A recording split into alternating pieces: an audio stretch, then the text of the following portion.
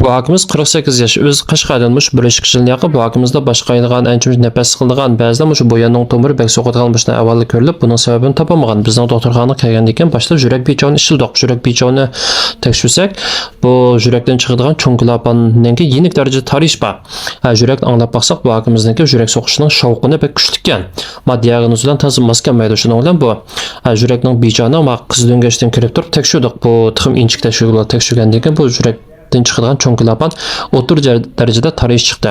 Bu taraygandan keyin badanga qon yetmay ba'zi yurakning so'qishi to'siqlik uchrab shovqin ovoz paydo bo'lgan. Bu demak bu operatsiya qilish tegishli. Shuning bilan bu hakimizniki klapan almashtirgandan keyin yurakningki shovqin ovoz ko'rinarli yo'qoldi.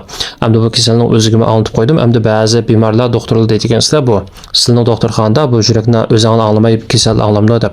Amaliyotda ma kasallik anglab qo'ysa, anglab qo'ysak, ma kasalningki o'zining ahvoliga bo'lgan tushunchasi bakroq oshidi.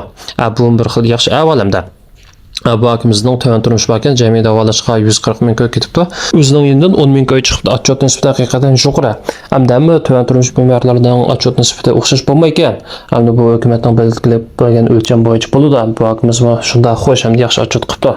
Masalan so'raydiganlar 181 998 34 mush nomerni undar qilib masalan so'rasanglar bo'ldi. Bu hakimiz operatsiyadan keyin 7 kunda yataqdan chiqdi.